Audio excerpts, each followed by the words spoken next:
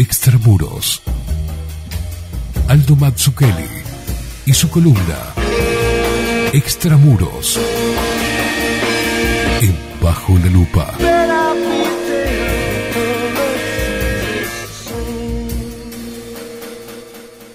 Aldo Mazzucchelli, ¿cómo le va, señor? ¿Cómo anda? ¿Cómo va?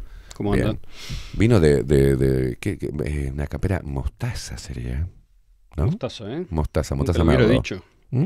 Mire usted. Si usted dice que como es más femenino que yo, tiene más sensibilidad para los colores. ¿Para usted qué color es? Macho, cabrío, a ver. Para mí es amarillo. No. Amarillo verdoso. Para mí es, sí, no sé, ni me doy cuenta, una cantidad de campera que agarré porque vi que estaba por llover. Bien. Pero... Hombre precavido vale por dos. Bien. ¿Cómo anda, Mazzucchelli? Vino sin... no tengo tema. No tengo idea. Texto libre. Ni idea. Texto libre. Verso libre. Verso libre ahí. ¿De qué quiere hablar? De lo que usted quiera. Pregúnteme algo. ¿Cómo anda? ¿Cómo anda sus cosas bien allá? ¿Sigue con la construcción? ¿Está todo bien? Sí, sigo. Eso. Bien. Avanza. Avanza. Ya está. Es todo lo que vamos a hablar del tema. ¿Qué más? Bien. ¿Qué comió ayer? Soy un periodista incisivo.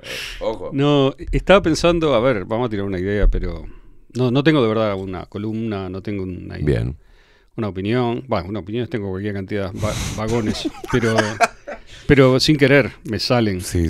Pero me doy cuenta que las opiniones son casi exabruptos. Hice la columna de la vez pasada, no sé si se llama columna.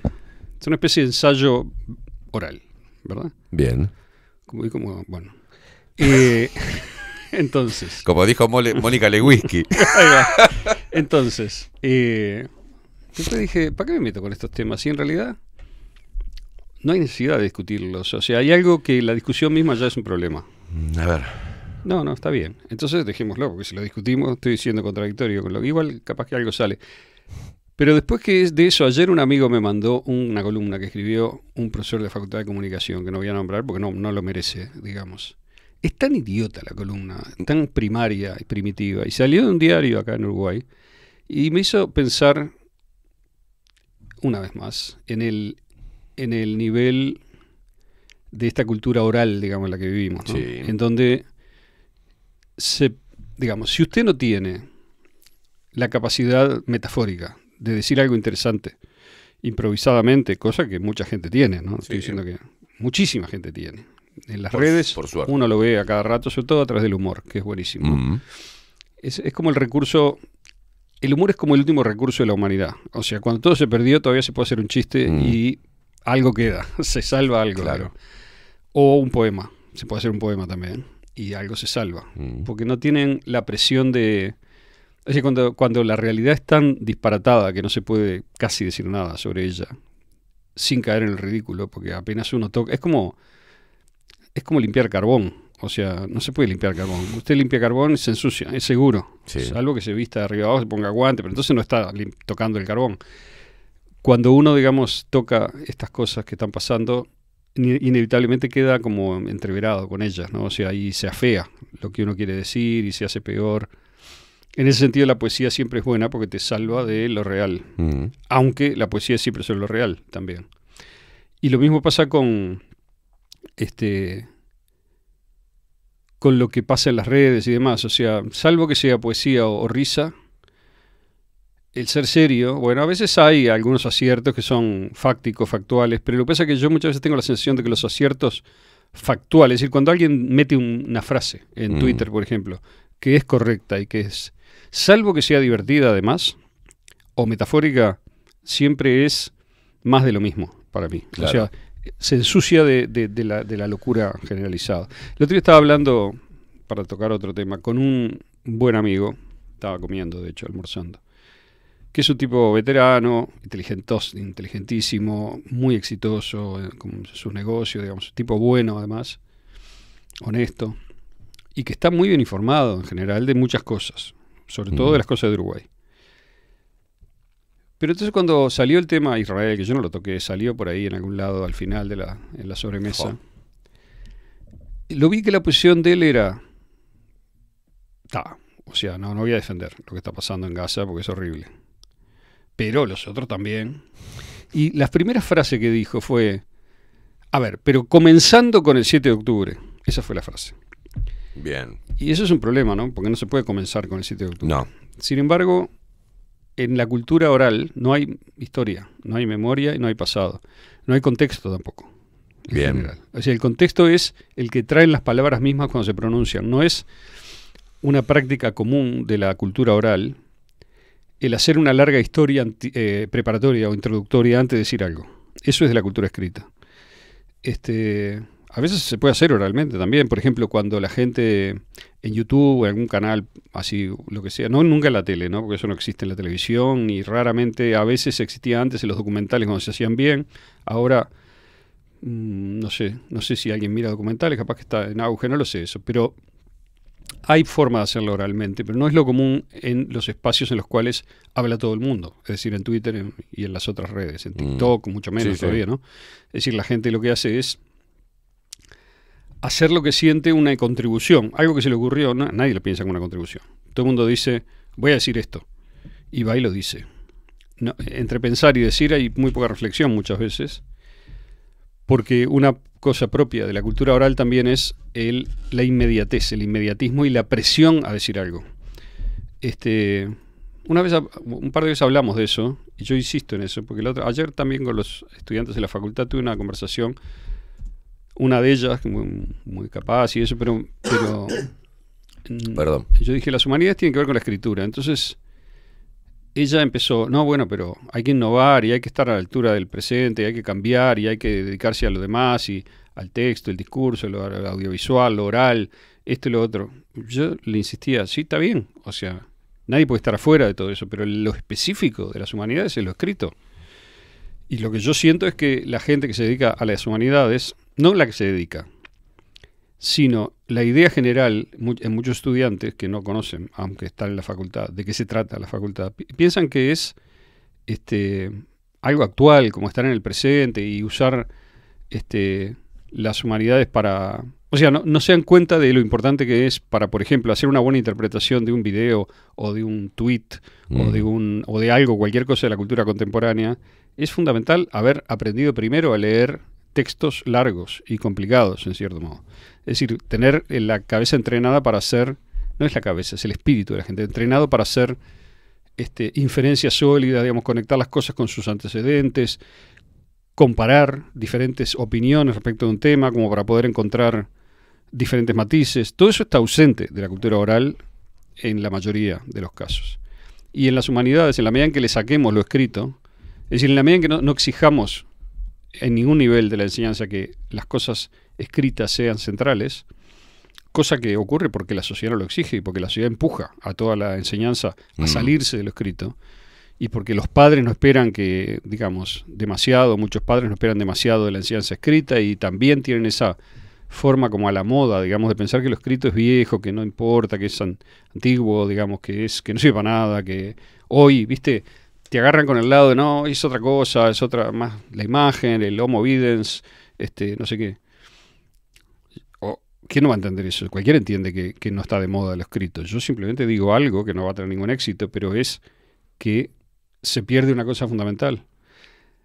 Voy a poner un ejemplo histórico, pues creo que lo mencioné alguna vez, pero veo que muy poca gente piensa en algo que es muy común, muy conocido para la gente que sabe algo de historia, que es cómo se perdió la escritura como actividad social, me refiero. No que se dejó de escribir totalmente, pero se perdió mucho.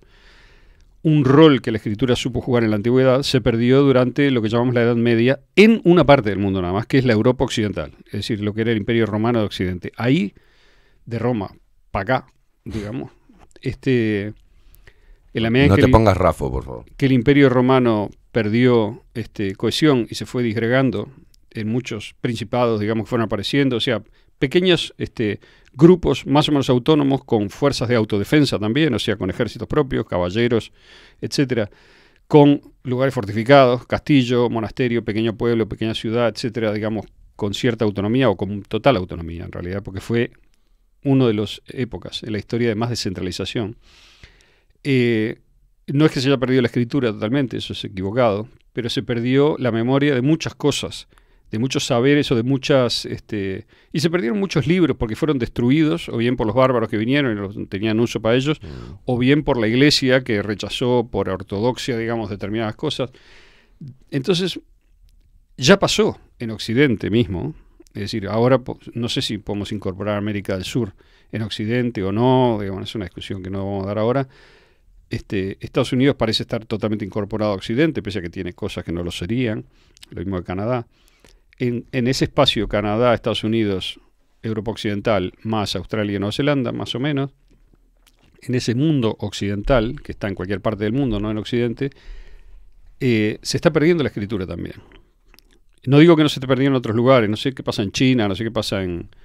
Sospecho que es lo mismo, en Arabia, en muchos lugares, pero en ningún lugar quizás se esté perdiendo con tanta consecuencia como en Occidente. Pero en Occidente ya se perdió antes, se perdió de un momento, obviamente nadie puede definir el momento, es entre el siglo 3, 4, no sé, 2, 3, 4 después de Cristo, hasta el siglo, bueno, alguien puede decir el 12, alguien puede decir el 15, alguien puede decir más todavía. En el 15 se inventó la imprenta, ¿verdad? Y eso ya hizo una diferencia gigante, porque empezó a circular la letra impresa por toda la sociedad, en panfletos, en folletos, en hojas sueltas, en libros, etc.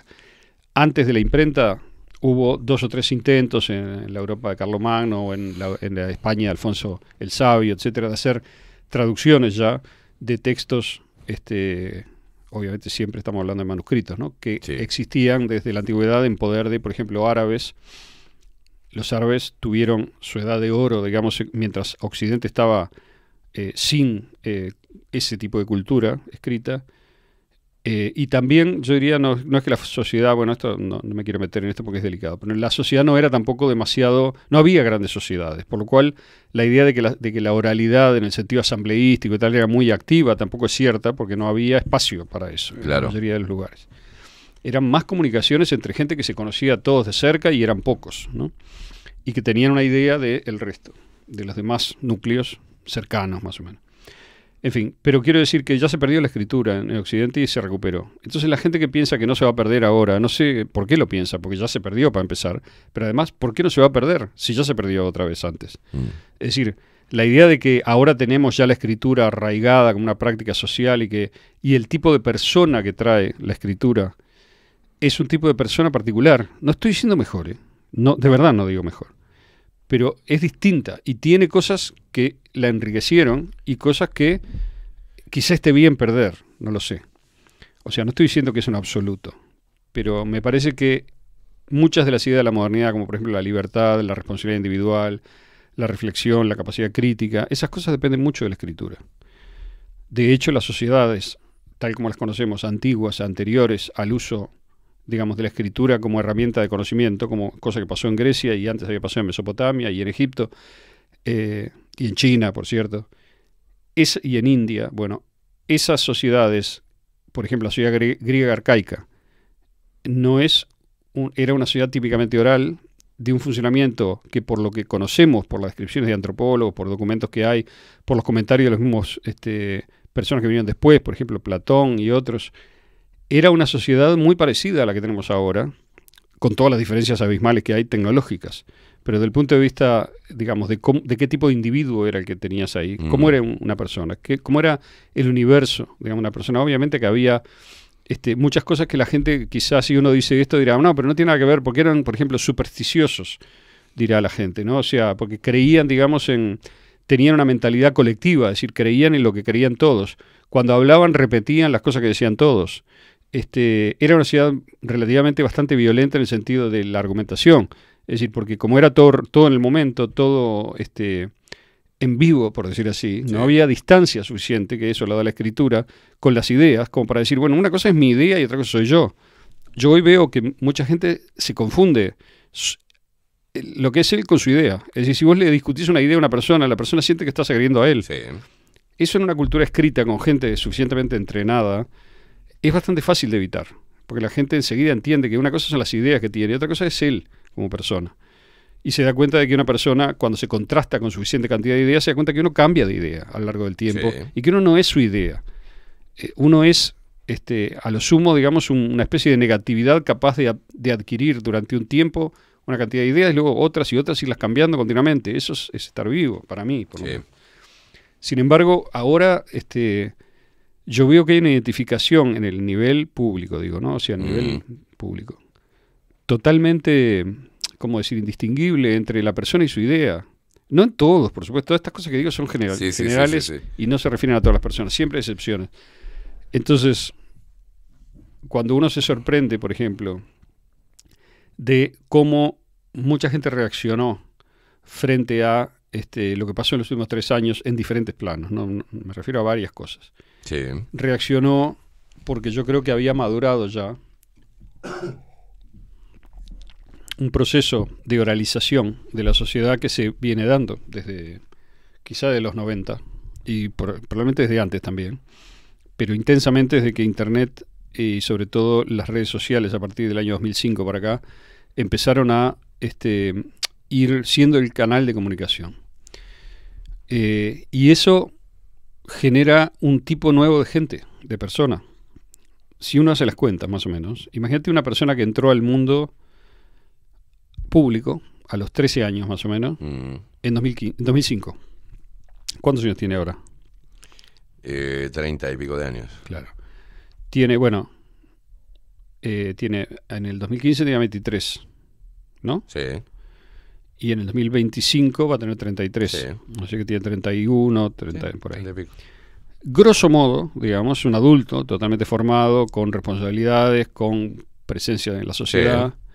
Es verdad que hay un proceso de demora que ha sido constante desde el siglo XIX, ¿no? Se ha ido demorando, digamos, la entrada en la sociedad de la gente. Es decir, probablemente la generación de mi abuelo tenía que ser grande, digamos, a los Sí. 15. Sí. 16, 18, ni te digo. Ni hablar. 18 es por algo la mayoría de los 18 porque era el último momento. Ya después, si no entraste a los 18 con todo, digamos, ya sos una anomalía. Después, la siguiente generación, capaz que la estiró un poco, a los 20 y pocos, 29, póngale que sea otro umbral. Yo creo que ya después de los 29, 28, 29 años, si no entraste, digamos, entonces ya estás un poquito atrasado. O sea, estás Claro. viviendo en una especie de burbuja o de que es muy propio de la clase media, más que nada. Me parece que el resto ya se avivó. ¿Qué sería entrar en la Exacto. sociedad? O sea, Está bien la pregunta. Yo creo que lo que tengo en la mente no es fácil de contestar. No es casarse, no es tener un trabajo determinado, porque eso lo puedes tener mucho antes. sí, sí. Igual seguir. Pero hay síntomas, ¿no? Por ejemplo, seguir viviendo con papá y mamá, digamos, o con uno de los dos generalmente, porque nunca hay papá y mamá. Hay solo mamá o solo papá en general. Más en estos tiempos. Por eso, a eso me refiero. Después de los 30, o entrado a los 30, Sí. es un poquito alarmante, ¿no? Digo, pero capaz que no. No tiene por qué serlo, digamos, también. Porque puede ser una persona perfectamente práctica, adaptada al mundo y que haya dicho esto es lo que me conviene más, o la razón que sea. O sea, como siempre hay muchas excepciones. Pero quizás sea un síntoma también de que no asumiste algunas responsabilidades propias de un ser independiente, un ser Claro. autónomo, digamos. Bien. Un poco a eso a lo que me refiero. Ahí va. Y me parece que la opinión en la sociedad pasó en una escala que va... Es decir, ¿qué es una opinión? Yo diría, uno puede tener opiniones que dependiendo de cómo salgan, le cuestan algo. O puede tener opiniones que no importan, o sea, que salgan Sí. como salgan, aunque sea un disparate, a uno no le cambia nada, ¿verdad? Ujú. Entonces, en este mundo, digamos, que es muy complejo, obviamente, no sé si es tanto más complejo que antes, porque no hay que confundir los detalles técnicos de las cosas con la complejidad. Obviamente este mundo en términos técnicos es infinitamente más complejo que el mundo de hace 2000 años. Sí. Pero en materia de la implicación de las opiniones y la capacidad de hacer opiniones finas, yo no sé si es más complejo, porque va por otro lado eso, va en otro nivel de síntesis. Pero bueno, si uno, digamos, se acostumbra desde chico a opinar de modo que es totalmente inconsecuente, o sea, por ejemplo, anónimo. Soy anónimo, entonces voy, hablo y digo cualquier disparate. Ataco, insulto, o me represento a mí como lo que no soy, lo que sea. No tiene ninguna consecuencia, porque nadie sabe quién soy. Una cosa es ser anónimo, otra cosa es ser un nombre cualquiera en una red social. Es muy parecido a ser anónimo. Sí. Es verdad que alguna gente te conocerá, pero basta que cambies la foto, si tenés un nombre común, nadie sabe que si sos ese o el otro, porque hay 5.000 variantes de cada nombre, o muchos ejemplares de cada nombre, digamos, ¿no? Entonces, me parece que el tipo de comunicación oral de las redes, que elimina un poquito la autoría o la transforma bastante, hace que las opiniones sean muy poco consecuentes con la vida de una persona. Es decir, una persona puede decir cualquier cosa y sabe que no le va a pasar nada, diga lo que diga. Eso tiene un costado bueno también, que es que uno se puede atrever a decir cualquier cosa sobre todo escudado en el anonimato, ¿no? Que permite eso, que es decir cualquier cosa. A veces, una vez cada tanto, uno dice una cosa que está muy buena y que no la podría decir si la firmase. Pero, no sé, me parece que ese fenómeno de mezclar la opinión irrestricta con la falta de consecuencia de la opinión, no sé si genera mejor opinión. Me parece que más bien genera una especie de caos, un pool, digamos, de ruido, del cual evidentemente una parte está buena. Pero es una partecita casi por azar, ¿no? Lo que pasa es que se ha premiado la oralidad con popularidad. Lo vemos en la diferencia de los políticos de antes, ¿no? Donde de una forma fina, con la pluma, se daban con un caño. Y la gente leía sus opiniones escritas, ¿ah? Fundamentadas, pasionales, y eran muy ricas. Hoy, por ejemplo, el ejemplo de la oralidad y el letargo neuronal que estamos, ¿no? Es Mujica. Mujica es el rey de la oralidad. No he leído nada si es que Mujica haya escrito algo. Todo lo que él hace lo hace oral. En la radio lo hace oral, va a la televisión, todo es oral. No ha escrito absolutamente nada. Claro. Y es un ejemplo, claro. Sí. Y es reconocido en el mundo, más allá de eso, ¿no? Pero es un capo con la oralidad. Sí, sí. Ahora estaba viendo el video sentado de su casa, no escribió absolutamente nada, sino que mandó un mensajito por las redes sociales, ¿ah? Diciendo voten a Massa, por ejemplo, y con sus argumentos orales. ¿No? A Massa, A Massa, sí. Sí, sí. Era una de las cosas que yo te quería decir, bueno, que es el fenómeno Mujica, ¿no? ¿A qué responde? Yo me acuerdo... ¿Es Mujica parte de una necesidad de tener un interlocutor así de un sector de la población, o es al revés? Yo me acuerdo de un síntoma que percibí, y de hecho en una entrevista que me hicieron en el 2000, no me acuerdo, póngale 4 o 5, no me acuerdo del año exacto. No me acuerdo del año. Fue un psicólogo que se llama Álvaro Sass. Me acuerdo que fue una muy buena entrevista, muy linda. Yo estaba viviendo en Estados Unidos en esa época, pero me acuerdo que seguía un poco la política uruguaya, y en el 2009 debe haber sido, porque el fenómeno Mujica era muy, muy central ya. Sí. Y me acuerdo que una cosa que hablábamos con él, yo le decía que me llamaba la atención como todos los políticos que eran más metafóricos y como vivaces para lo oral, les iba mucho mejor que a los políticos más estructurados en el sentido antiguo, lógico, digamos, ¿no? Como Sanguinetti. Claro. O, no sé, Astori mismo, por ejemplo. Sí. Que me acuerdo que por aquellos años, alguien se acordará que Mujica hizo unas declaraciones, fueron bastante críticas de Astori, que acaba de morir, diciendo que Astori no entendía a la gente, que la gente no entendía a él. Como que Mujica se ponía a sí mismo como, yo estoy en el ajo, ¿viste? Yo estoy en el medio del asunto y sé cómo hay que hablar para que la gente lo lleve. Cosa que yo no discuto para nada, me parece que es cierto. Y que Mujica es un político particularmente adaptado a la oralidad. Nació para eso. Sabe, digamos, cómo captar lo que más o menos la gente quiere oír y decirlo de maneras que a veces son recordables incluso, ¿no? Porque tienen giros y imágenes y cosas tan buenas que están recordables.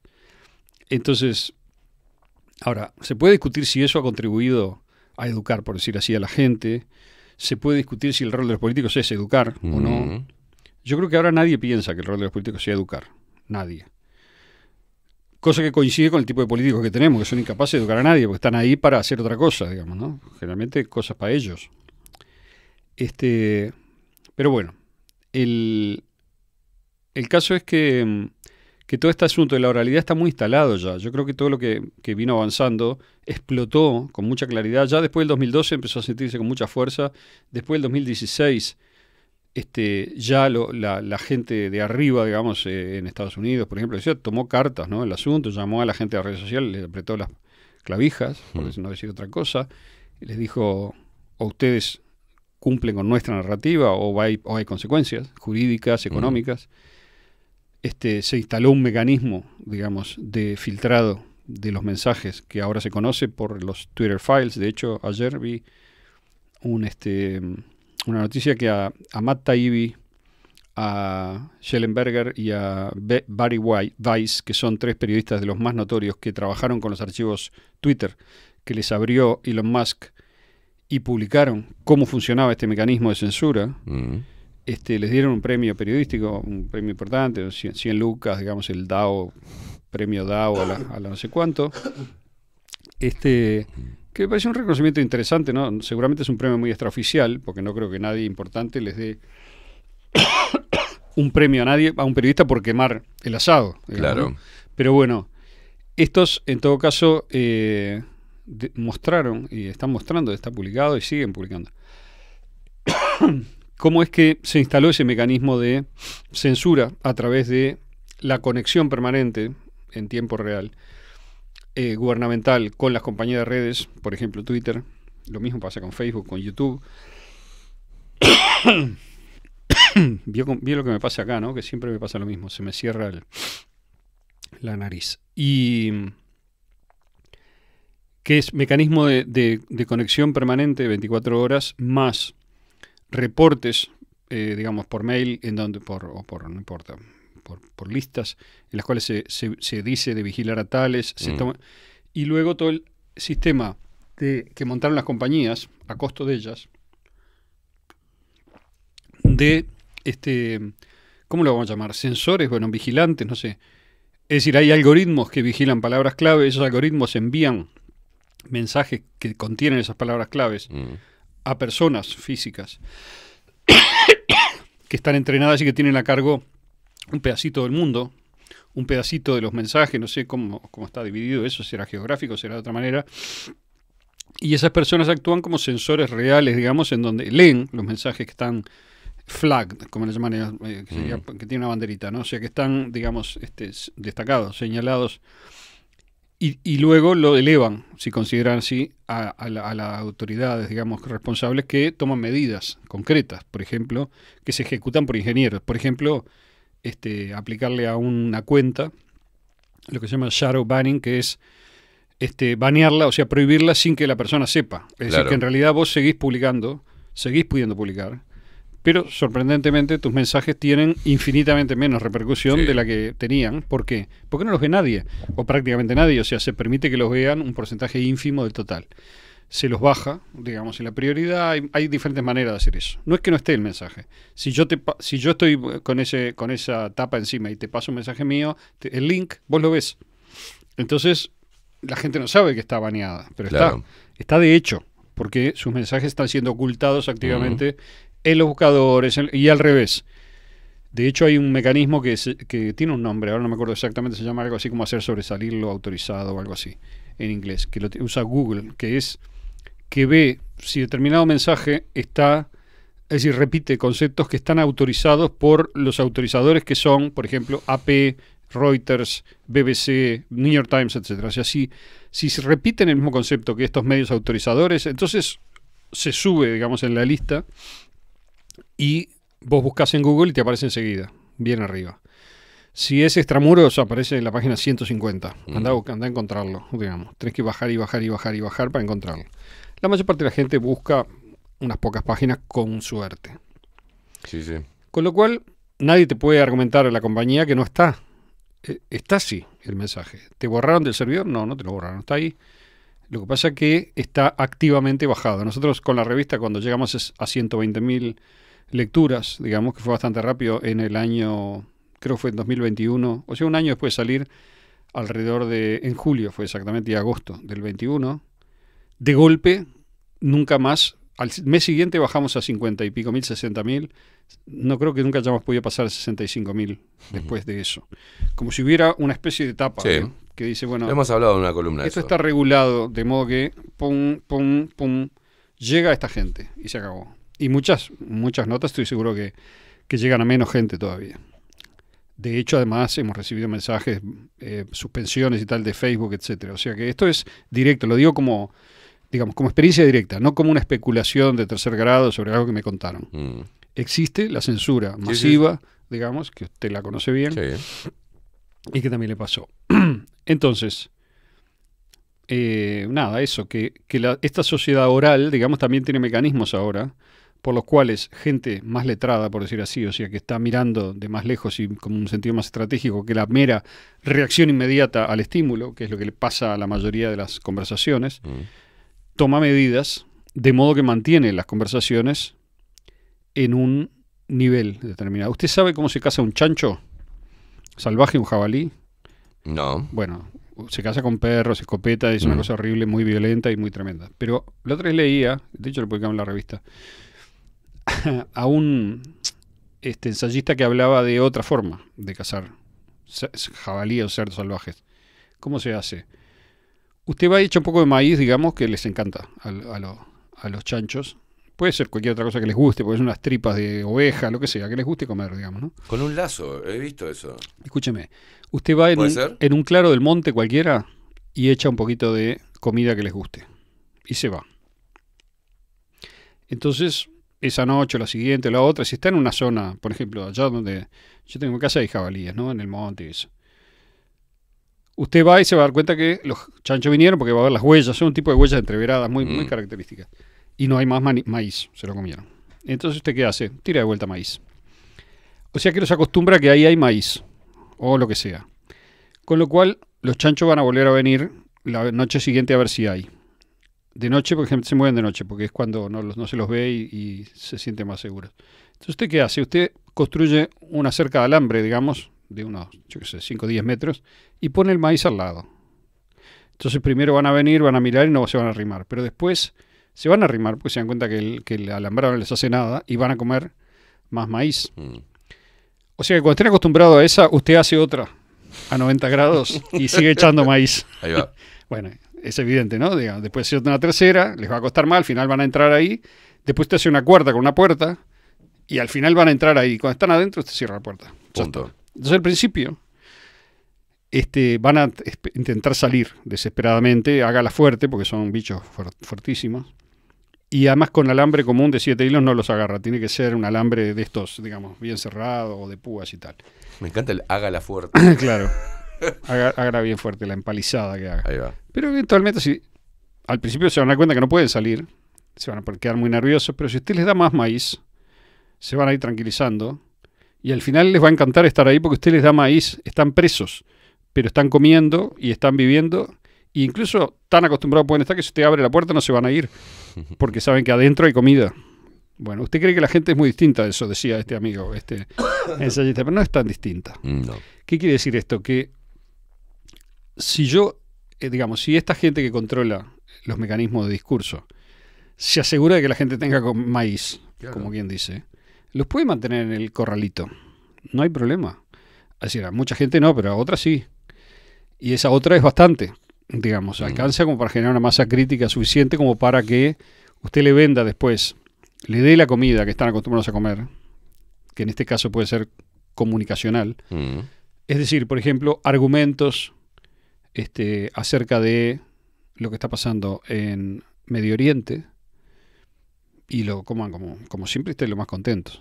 Y si viene alguien y le dice, la puerta está abierta, ¿por qué no nos vamos? Te miran como un loco y te dicen, no, de ninguna manera, porque acá estamos re bien. Entonces, muchas veces uno se sorprende de cómo puede ser que estemos en un contexto tan demencial, en el cual cosas tan evidentes, digamos, y tan grandes, como que hay un exceso de muerte que no para, o que hay un genocidio de civiles en Gaza. Yo no estoy justificando el ataque del 7 de octubre, estoy diciendo, está mal atacar civiles de los dos lados. Claro. No está justificado lo que está pasando en Gaza por lo que pasó el 7 de octubre, de ninguna manera. No niego el ataque de Hamás a civiles, pero tampoco hay que negar el ataque. Hay mucho para hablar sobre el ataque del 7 de octubre, cómo pudo ocurrir, cómo pudieron pasar el cerco, cómo pudieron estar matando gente 6 horas, 5 horas, 4 horas, la que usted quiere, pero no fueron 5 minutos, ni 1 hora, fue más. Entonces, ¿qué pasó? ¿Dónde estaba el ejército? ¿Y cómo puede ser que haya...? Bueno, no voy a entrar en eso porque ya lo hablamos. Lo que digo es, eso es injustificable. Lo otro también. Pero lo otro es un ejército profesional, un Estado, digamos, con sus políticos, un Estado democrático. La única democracia en Medio Oriente, como dice Israel, de sí mismo, que está masacrando civiles y, lamentablemente, no es solamente el Estado, sino que hay mucha gente en la población de Israel que está apoyando la masacre. Y fuera de Israel también. Entonces, obviamente no todos, por suerte, pero hay mucha gente que está sacada, completamente fuera de sí y que perdió la chaveta. Porque no hay ninguna manera de justificar matar niños. Escuché gente diciendo hay que matarlos en las redes, digo. O sea, y no gente cualquiera, sino rabinos o gente con responsabilidad, porque son iguales que los mayores y dentro de unos años te van a atacar ellos, o sea que mejor matarlo de chiquito. No. Bueno, si quiere le paso los videos. No, Y los pone en el canal. O sea, yo no divulgo esas cosas generalmente. Estamos ante la Santa Pero Inquisición llamada democracia, me ¿no? parece Porque que se mata en pos de la Que democracia. estamos en un nivel de locura, digamos. Eso para mí es una señal de decadencia total. Mm. O sea, si eso es permitido por una democracia o por un régimen cualquiera, no importa cuál sea, es un delirio. Y la gente que dice los otros también lo hacen, bueno, primero mostrame que otros lo hacen, porque no lo creo. Y segundo, si los otros lo hacen está mal también. Claro. ¿Cuál es la diferencia y el problema? Está mal. O sea, no lo justifiques, digamos. Estamos en un nivel de locura, de justificación, que yo no la entiendo realmente. Y no lo entiendo en gente buena, en gente... por eso es una locura, porque si no diría que es maldad nomás. Pero Claro. es un tipo de locura, digamos, de pérdida de referencias completa que veo en relación a este tema y en relación a otros temas. Y parte de eso se explica, me parece, porque el tipo de fuentes, es decir, vamos a decirlo mejor, el océano de significado en el cual estamos buceando está muy contaminado. Digamos, ¿no? Sí. Entonces uno termina ya no viendo ni dónde está, digamos, mucha gente termina como perdió, en cierto modo parece que hubiera perdido el hábito de pensar independientemente o que nunca lo tuvo. Ese es un factor. Entonces, ¿qué es lo que queda si uno no piensa independientemente? Queda repetir la habladuría, si la habla del grupo, y es lo que estamos viendo. El habla del grupo es lo que está siendo repetido por mucha gente que se siente segura repitiendo eso, porque salirse de eso es como el chancho saliendo del vallado, ¿no? Con todo respeto por los chanchos. Ahora, después, hay otro factor también, que me parece que es importante, que es, ¿qué pasa con la gente que supuestamente está educada para ser, digamos, para tener opiniones fundadas y ser, por ejemplo, los académicos famosos, que se portaron en el 98% como criminales durante la pandemia? Y también la gente respetable, los políticos importantes, los líderes de opinión, los influencers, los artistas. ¿Qué pasa con toda esa gente que se cayó la boca, digamos, o peor? O se cayó la boca o llamó a cosas que son muy negativas. Yo creo que hay dos cosas. La primera es, vamos a pensar en la academia. Uno piensa cree que la academia es... Para empezar, a mí la palabra la academia me parece asquerosa. Yo nunca la uso. La estoy usando a propósito ahora porque estoy refiriéndome a algo que me parece que tiene mucho problema. Lo que llaman la academia, vamos a decir así, es un espacio cerrado en el cual hay yo creo que sobreestimamos dos factores de la academia hasta el 2020 que quedó bien claro. Uno es pensar que la gente en la academia piensa mejor y más libremente que cualquier otra persona. Es decir, que tiene teoría y que esa teoría lo respalda para dar opiniones más fundadas. Eso podrá ser verdad en las ciencias exactas, quizá, dentro del laboratorio. Pero no es verdad ni en las ciencias exactas a nivel político, ni en las humanidades, ni en las ciencias sociales.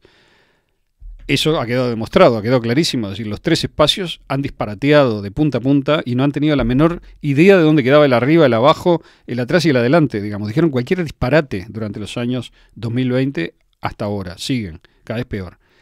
O sea que sobreestimamos la capacidad de pensar bien de la academia y subestimamos el rol de la autoridad en la academia. Es decir, lo que yo vi es que la mayor parte de la gente dijo lo que tenía que decir, o sea, lo que sentía, que si lo decía iba a conservar el empleo y quizá a ser avalado. Es decir, actuó de una manera colectivista, sí, diciendo, bueno, este es el rebaño, acá me quedo y acá estoy seguro. De hecho, eso fue ostensible. Yo recibí una carta de la Universidad de Stanford diciendo, en la época de Black Lives Matter, ¿se acuerdan? Sí. De aquel movimiento, digamos, que armó un quilombo civil gigante en la época de la campaña electoral del año 20, diciendo que había, o sea, toda una cosa dogmática sobre la raza y tal, que era como la posición oficial de la universidad, y la carta era, onda, usted forma parte de esta universidad porque es egresado, lo que sea, tiene que avalar esto. O sea, imagínate, ¿no? Sí. Digamos, no importa, a mí no me hace nada, pues no tengo ningún vínculo ya con la universidad, vivo en otro país, me da igual. Pero el hecho en sí el hecho es gravísimo, porque si vos sos un profesor activo ahí, o un estudiante de doctorado, por ejemplo, o un estudiante mismo de subgraduado, o sea, de grado, digamos, que sabe que los que te van a poner la nota, los que te van a dar el título, son los que te mandaron la carta. la pensás 4 veces antes de publicar en una red social una cosa que contradiga el punto de vista de... ¿Me explico? O sea, Sí. es muy evidente, muy fácil, muy simple. Lo mismo pasó en los hospitales, digamos, en donde supuestamente funciona una especie de libertad científica, cosa que no funciona, claramente, como hemos visto. Entonces, creo que todas estas cosas tienen que ver no con la culpa individual de cada persona, sino con un estado colectivo en el cual está Occidente. No me refiero a otras realidades, no porque no lo estén, bueno, no lo sé, sino porque no las conozco suficiente, pero la realidad de estos países, el nuestro y los países de referencia que hemos tenido tradicionalmente, los países europeos, Estados Unidos, otros países de América del Sur, en fin, lo que es referencia normal, digamos, para nosotros es como lo describo, no sé, para mí, o sea, quizás esté equivocado, pero a mí me parece que eso tiene que ver mucho con el tipo de individuo y sociedad que se generó a partir de varias causas. Muchos creen que son sobre todo económicas las causas. Yo nunca niego que la economía es clave, digamos, para todo, pero me parece que no son económicas para mí. Son sobre todo tecnológicas y comunicacionales. Y bueno, desde luego que atrás de eso hay algo espiritual, yo creo, pero todo eso es más difícil de demostrar. Entonces yo creo que le llamamos espiritual a un conjunto, ¿verdad? A una síntesis general, en mucha medida. Esa síntesis general es la que yo creo que hace que una persona se oriente bastante, ¿no? Y que no indica lo que va a decir, obviamente, porque hay de todo en eso. Pero sí le indica como una especie de norte en términos de autoexamen, ¿no? Como decir, bueno, ¿estoy en el lugar correcto o tengo que seguir, digamos, corrigiéndome, ¿no? Bueno, una cosa así. Hay algo de que cuando vos acallás demasiado, yo no creo que se pueda matar eso en la gente, pero cuando vos lo acallás demasiado, o sea, haces mucho bochinche, mucho barullo y ya uno no escucha, digamos, mucho esa voz, entonces es cuando te vas al carajo, lo que estamos viendo, ¿no? Es decir, hay un barullo, digamos, que hace que no importe, o sea, que a la gente sienta que no importa, pero yo creo que eso genera una gran angustia también. Y esa angustia la estamos viendo, ¿no? O sea, están muriendo un montón de gente, hay una cantidad de suicidios, hay una cantidad de depresión, hay una cantidad de gente que se siente trancada, digamos que... Y eso es porque hay dos cosas adentro tuyo que no están de acuerdo entre sí, ¿no? Algo así. ¿Qué opinás sobre lo que dijo Humberto Eco respecto de esa famosa frase, ¿no? Las redes sociales le dan derecho de hablar a legiones de idiotas que primero hablan solo en el bar después de un vaso de vino sin dañar a la comunidad. Ellos eran silenciados rápidamente y ahora tienen el mismo derecho a hablar que un premio Nobel. Es la invasión de los idiotas. No pienso eso, para nada. Creo que Humberto Eco es un idiota particularmente destacado, además, ¿no? Pero muy famoso, digamos. Pero digo, basta ver lo que son los premios Nobel, ¿no? Yo prefiero toda la vida hablar en el bar que hablar con un premio Nobel. Exacto. Y eso me parece importante eso. De todos modos hay algo en lo que dice, evidentemente Eco, algo de lo que dice tiene razón, Claro. en el sentido de que hay muchas opiniones idiotas en las redes, pero ¿cómo podría ser distinto? Digamos, si todo el mundo habla, habrá un porcentaje Claro. de nosotros que será idiota, otro porcentaje que será idiota un día con una opinión, cosa que nadie está libre, ¿no? No. Y otro porcentaje que invocará un poco más o que tendrá una cabeza más clara. Yo creo que también las redes expulsan mucho es decir, a mí por lo menos me pasó que llega un momento en el cual ya no querés hablar digamos, no es que no quieras hablar con determinada persona, no querés dar ese tipo de conversación. Esto me interesa mucho ser preciso en eso, ¿no? O sea, yo quiero hablar con todo el mundo. Pero no me interesa dar determinado tipo de conversaciones. Bien. Porque me parece que no son buenas para nadie, ni para el otro, ni para mí. Entonces prefiero no darlas. Y bueno, alguien puede decir, pero no te interesa la opinión. Me interesa, sí, la opinión, pero me interesa en un contexto determinado. No me interesa una opinión anónima de alguien que no sé quién es, o tampoco me interesa una respuesta anónima o firmada de alguien que no tiene nada que ver conmigo y que su opinión no tiene ninguna consecuencia. Con lo cual, yo firmo y me hago cargo de lo que digo. Y bueno, y a veces un comentario en un foro o lo que sea no es lo mismo. No. O sea, porque esa persona no tiene el mismo nivel de involucramiento en la comunicación que tengo yo. Exacto. Con lo cual, que comente con otro. O sea, o si quiere hablar conmigo, como pasa frecuentemente, que me mande un mensaje, un mail Exacto. personal, que se lo contesto siempre. O sea, yo siempre contesto las cosas. Pero es ese tipo de conversación, me explico, el que Claro. no... Bueno, la dinámica de las redes sociales, yo he cambiado mucho también utilizándolas. La idea es dar mi opinión libre y que también genere debate o algo, ¿no? Y he leído, pero antes me colgaba mucho de responder.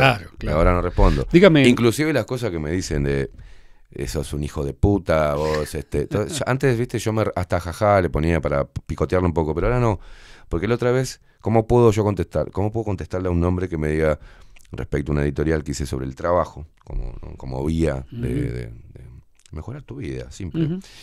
Eso porque estás cómodo. Cuando trabajes 8 horas en una fábrica y tengas que tomar 2 ómnibus, como ya suponiendo que yo nunca hice eso, claro. Entonces, ¿cómo hago? Tengo que entrar a la conversación, tomarme el tiempo de decirle que de los trabajos que tuve a lo largo de mi vida. Entonces, fíjate, es perdida la conversación. Mira, lo que pasa ahí es muy interesante, porque es parte de una dinámica que hay constante en las redes, que yo también la sentí en su momento, que no es Esteban Queimada hablando con Jorge González. Sí. Es una línea de texto hablando con otra línea de texto. Es muy distinto. Sí. Uno comete el error de creer que...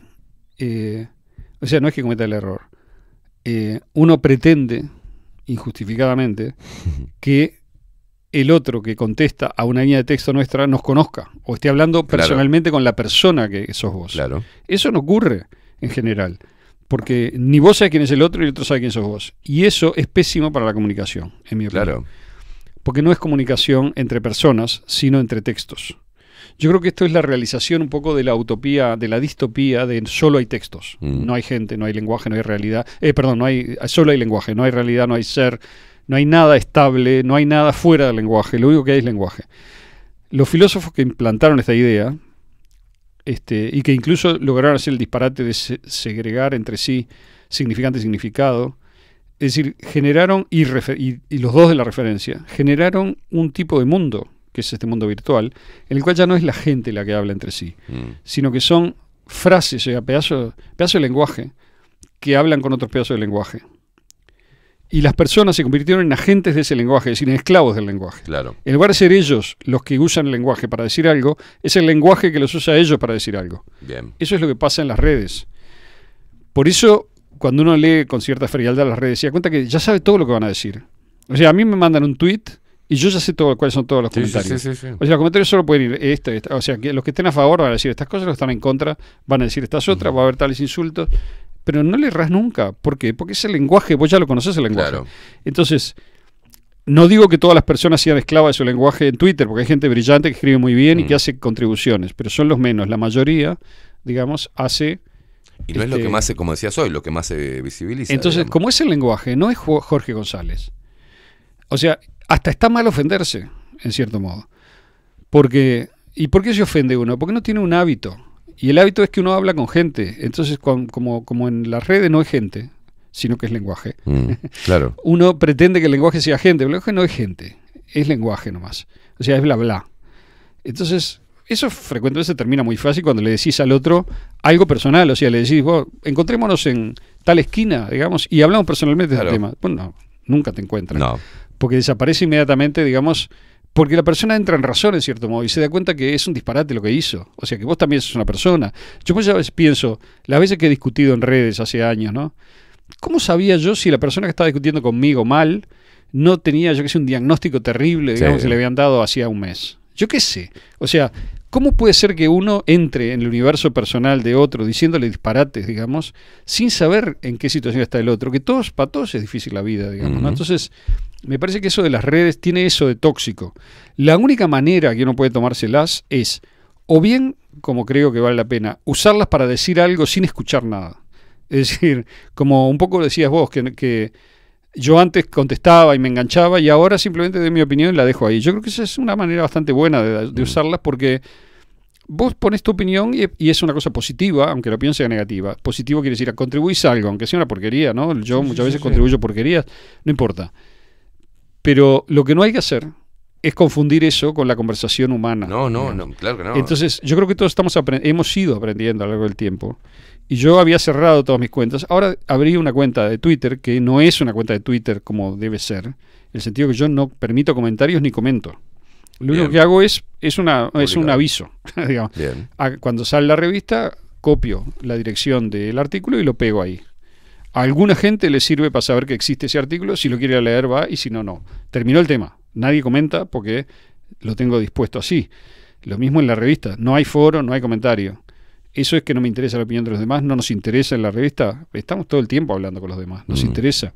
Pero no nos interesa ese tipo de interacción, Claro. porque me parece que ese tipo de interacción le sirve a los que tienen una visión comercial de la comunicación, cuyo objetivo es vender más avisos y conseguir más público, Sí. porque lo que hacen es ingenierizar el feedback para obtener más hits, Sí, más sí. clics. A nosotros no nos interesa eso. Entonces no lo usamos así y por lo tanto no lo usamos de ninguna manera. No tiene sentido. Si alguien quiere llegar a vos, siempre llega. Sí, sí, claro. ¿No? Entonces es eso. Me parece que estos años, contrariamente a lo que piensa mucha gente, la otra vez vi un video que me pasaron de Antonio Escotado, el español que falleció hace poco. Crack, ¿no? Un crack total. Un maestro. Y decía exactamente lo mismo. Me alegré de ver que decía lo mismo que yo te dije muchas veces, ¿no? Que es que la batalla la tienen perdida. Es exactamente esa la palabra que la frase que usó él.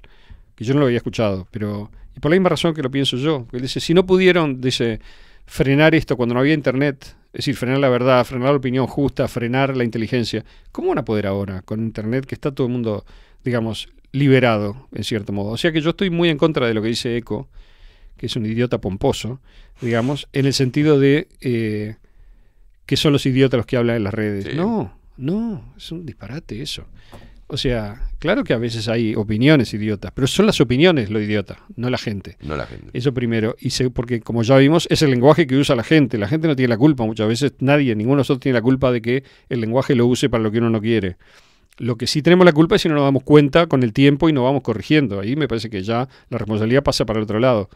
Hay gente que es impenitente, ¿no? O sea, que no aprende nunca, como, yo qué sé, Yuval Noah Harari. No, hay gente No idiota. aprende nunca Que hay o gente tiene mala idiota, intención. Hay gente idiota en Sí, las redes sociales. porque eso lo no quiere sabemos. aprender, pero no sé, Pero yo no las quiero dar redes, esa en otra, la vida. quiero dar esa otra versión que tiene que ver con qué es el lenguaje, qué es el individuo, cómo uno usa al otro o el otro usa al otro. ¿Quién controla? ¿Quién no controla? No es una linda palabra. ¿Quién es dueño, digamos, de lo que dice? Esa es una pregunta más importante. Y Sí. las redes son una gran oportunidad para no ser dueño de lo que decís, si Claro. querés verlo de otro modo. Bien. Entonces, pero ¿qué pasa? Todo en la humanidad genera aprendizaje. Yo creo que las redes hoy son distintas que hace 5 años. Sí, sí, claro. Y me parece que muchos, en un aprendizaje que es incremental, del cual participa gente de todas las edades además, porque independientemente de tu edad, para todos las redes son un fenómeno antropológicamente nuevo, por decir así, relativamente, ya no, pero fueron nuevas. Todo el mundo aprende, hace experiencia y bueno, a alguna gente le cuesta más aprender o no quiere aprender o no le importa o no llega, digamos, a cuestionarse esa herramienta, quizá porque nació adentro de la herramienta y ya no se la cuestiona como el pez no se cuestiona el agua. Claro. Pero, y eso puede ser un fenómeno sobre el que haya que intervenir socialmente en el sentido de enseñar, ¿no? Decir, no, mira, vos naciste adentro de las redes, pero no tenés el sentido de contraste que tenemos nosotros. Antes que esta generación y las generaciones que nacimos fuera de las redes nos terminamos de morir todos, digamos, sería bueno enseñarle al resto de la gente que hay un contraste y que hay una posibilidad de ser gente más allá de las redes. Cosa que todo el mundo, digamos, mucha gente sin que se lo enseñe lo sabe, lo descubre solo, ¿no? Porque contrasta su experiencia de la humanidad fuera de las redes con la experiencia dentro de las redes. Exacto. Y eso es lo que te enseña, ¿no? Y mira, yo tengo 1, 2, 3 personas con las cuales hemos tenido charlas por horas. Y ayer particularmente con una de ellas hablábamos de que muchas cosas que surgen y surgen en esa conversación de forma instantánea entre los dos. O sea, hablamos sobre un tema sí. y Emerge algo ahí. y emerge una visión nueva que yo no la tenía, Claro. que él tampoco, o ella tampoco, y surgió ahí. Tal cual. Y es como una droga eso, pues mirá lo que acabamos de sacar. Eso es y genial. no borracho, ni drogado, ni nada. Bueno, Sale poco sí, otra ¿no? cosa, otra cosa. un poco sí. No, pero en esa charla, No, me refiero a anoche, digo, pero no. anoche sí, pero Según usted me cuenta, de hecho no estaba. O sea, No, yo no, estaba. usted no estaba. Pero salen cosas nuevas, son ideas que salen, o un ángulo nuevo por el cual ver. Yo cuando cuento esto, por eso estamos 6 horas, 8, y es una atrás de la otra. Es tal cual una experiencia, no sé, increíble eso, la de la conversación, ¿no? Increíble. Personal. Increíble. Es brutal. Es una de las mejores cosas en que consiste estar vivo, es esa, ¿no? No hay duda. Exactamente. A veces se consigue también por escrito, pero es más común que se consiga en persona, y a veces me parece que hay niveles de, no sé, de lo que pasa que son mejores cuando es en persona, ¿no? Sí, son sí, mayores, ¿no? Claro que sí. O sea, no es sustituible. Bueno, muy bien. 14 minutos pasan de las 11 de la mañana. Gracias por haber venido así con Verso Libre, a plantear un tema que venís haciendo hincapié, y lo venís mostrando en diferentes... Ponés ese mismo ejemplo cuando analizás la geopolítica, la educación y demás. La otra vez a mí me dejaron, me hicieron una carta escrita a puño y letra. Mira qué lindo. Y para mí eso está muy bueno, teniendo la posibilidad de mandarme un texto. Es precioso, uno lo guarda, ¿no? Sí, muy lindo. La tesora. Y entonces cierro con esto, ya cerraste, pero me quedó una cosa, que es que la locura colectiva tiene el poder muy nefasto de convertirse en locura individual. Bien. Eso es de lo que estábamos hablando. Bien. Y cuando lo ves en gente sensata, que de golpe, sin haberse tomado ninguna, digamos, en total, seco totalmente, te dice un disparate absoluto, inhumano, decís, pero esto es grave, ¿no? La locura que estamos viviendo hace que una persona no distinga ya, tranquilo y sin que le vaya nada, digamos, un genocidio de cualquier otra cosa. Porque la verdad que es una cosa bastante notable un genocidio, ¿no? Y bueno, está habiendo un genocidio, no pasa nada. O sea, creo que es la ley de recompensa, y bueno, hay muchos estudios, ¿no?, respecto a las redes sociales y lo que ahí sucede, esa recompensa, ese efecto químico en el cuerpo, en cada uno de los likes. Sí, y hay una cosa, pues bueno, si dijo esta locura y tiene 1 millón de vistas y no sé cuántas cantidades de mensajes a favor, porque eso no lo hace... Claro. Lo hace, como bien decías vos, con los algoritmos. Esto lo vamos a levantar. Exacto. Y esto lo vamos a tapar. Y bueno, voy en esa línea y de repente copio algo. Y el algoritmo y las redes son como las encuestas. Es todo mentira. Claro. O sea, es como las encuestas de la presidencia de Peñarol. Depende de qué candidato te diga la encuesta, gana él. Digamos, ¿cómo se llama? En las redes es lo mismo. O sea, vos crees en los millones de likes. Esto es mentira. Se compra, los seguidores se compran. Yo te puedo asegurar que se compran porque lo vi comprar. Sí. O sea, sé que se compran. ¿Ok? Entonces, no hay que creer en eso. Bueno, una de las cosas que yo decía que con los seguidores de esta red social que empezó a crecer, al menos la mía, la cual le doy más pelota, que es Instagram, porque pasa algo, es que me dejó de censurar una vez que yo empecé a pagar. También es la otra. Me dice, che, Esteban, ¿por qué vos podés subir eso y decir esas barbaridades?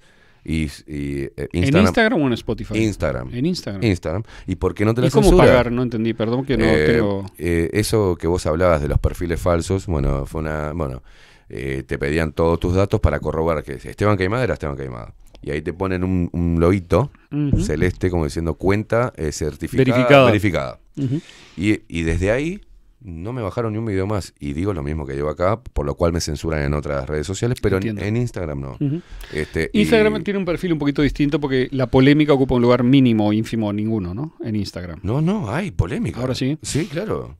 La cantidad de mensajes que tienen los videos que pongo, a veces tienen 600 mensajes. Y debate, entre ellos. Pelea, claro. No, entonces no sabía. Sí, ha cambiado como mucho uno la usa las dinámica. redes, ¿no? Claro, ha cambiado mucho. Y vos decís, porque pagamos o porque... Pero me doy cuenta cuando hago, por ejemplo, TikTok, subís algo del corazón, de las emociones... Y te lo tira, ¿viste? Yo leí que es el que más tiene reproducciones. Lorena Pronsky. Sube. Sube. Sí, es como que visibiliza. Ahora, decís algo que contenga palabras fuertes, ya te lo baja o te lo saca. Instagram está permitiendo las palabras fuertes, pero ¿qué pasa? Visibiliza las palabras fuertes. Si voy con un mensaje tranquilo, sin pasión, no tiene mucha visibilidad. O si hablo de las emociones, del lenguaje. Bueno, eso es normal, ¿no? La gente, digamos... Tiro algo político, ¡blum! Digamos, la masa, lo masivo, se engancha con las cosas que todo el mundo sabe. Claro. Violencia, sexo y muerte, ¿no? Y política, sobre todo. Política, sí, la política uruguaya sigue siendo una droga dura. A mucha gente le encanta hablar de quién fue, si fue este, el otro. Nadie habla del rol de Carolina H., ¿no? Me llama la atención eso. No. Parece que es la que salió bien. Yo le voy a decir por qué salió bien. Salió bien porque le dio la papa, digamos, a los que la precisaban. Pero grabar a tu jerarca, claro, digamos, sí. O a cualquiera, a otro, un compañero político, lo que sea. Ver quién te representa legalmente. Y esperar el momento, digamos, para matarlo, no me parece que sea una actitud humanamente maravillosa, ¿no? No. ¿Y por qué lo hizo? ¿Quién es el abogado de Carolina H.? Por eso. ¿Quién es el abogado de Carolina H.? El ex fiscal de... ¿Y en qué estudio está Jorge Díaz? ¿En qué estudio? Sí. ¿En cuál está? No sé ahora. Está en el estudio de Leonardo Costa, que es el estudio que atiende a Paco Casal. ¿Quién quedó mal de toda la intervención esta? ¿Quién salió peor? Bueno, el tarado de Bustillo. De Bustillo que se lo merecía, pero claro, salió muy mal la Fluff. Sí. Y la Calle. La Calle puso a la Fluff en la Conmebol, que está en pelea enemistada mortalmente con... El señor Maciel. Con del Partido el Colorado, señor Paco, ¿no? ¿Qué rol cumple? O sea que yo me cuestiono bastante, digamos, cómo fue esa entrevista entre Balbi y H., qué pasó para que la Cancillería haya actuado tan rápido y tan diligentemente, y qué casualidad que H. justo graba y después larga la bomba, y antes alguien le habría aconsejado que se saliera del cargo para quedar limpia ella. ¿Y quién tenía el audio de H? Díaz. Y lo dio, obvio. ¿Quién va a ser? Es más, cuando ella muestra el audio, parece que Díaz está al lado, porque ella hace pausas, que son cuando vos consultás. Sí. No, pero yo no. Grabalo, que claro, así... Claro. Y aparte, ¿quién cobró? Independientemente tremendo del caso, ¿no? Pero digo, yo que no me interesa la política uruguaya, así que no voy a meter en un análisis en serio de esto. Es terrible. Digamos, me parece que no están diciendo... Justo en el tiempo que se dio, ¿no? Bueno... Uno puede ver cómo se juega la política en cuanto a los acuerdos para el próximo gobierno. Uno lo ve. Pero bueno, tremendo, che. Hay que decir, mire lo que tengo acá. Bien lo que son las redes sociales, ¿no? Estamos en un mundo tan distópico, en un Uruguay tan desmemoriado, que esto permite que una organización criminal como el PIT-CNT, porque es una organización criminal del trabajo, y parte del Frente Amplio hagan una movilización y que le pidan, tengan el tupé de decirle en la calle, tiene que explicar. Y acá es como una guía para idiotas, ¿no? La calle tiene que explicar por qué se entregó un pasaporte a un narco peligroso, ¿no? ¿Por qué se hizo en 24 horas? ¿Por qué se mintió? Esta le debe haber escrito Preve las preguntas. Las preguntas deben haber sido Preve. Algunas preguntas son pertinentes, ¿no? ¿Por qué se hizo en 24 horas? Es una pregunta pertinente. ¿Por qué se mintió al Parlamento de la gente diciendo que no sabían quién era Marcet? ¿Por qué no se quiso ocultar documentos ¿Por qué se quiso ocultar documentos a la justicia? ¿Por qué hubo reuniones en presidencia para armar una trama de mentiras? ¿Quién las ordenó? Luis Lacalle Pou, nuestro presidente, diciendo, yo pasé a saludar. Y eso es lo que queda. Así estamos. Muy bien. Yo también pasé a saludar y justo me quedé y hablé un rato. Bien. Yo también pasé a saludar nomás, ¿eh? ¿Tenés el video? ¿Nos vamos con ese video de pasar a saludar o no? Después la vuelta. Hacemos una breve pausa en Mazzucchelli. Un placer. Un abrazo. Aldo Mazzucchelli, su columna Extramuros. La revista, fácil. Diga cómo accede a la revista. www.extramurosrevista.com. Exactamente. www.extramurosrevista.com. Es verdad. Nos vemos la semana que viene. Nos vemos. Pausa, ya venimos.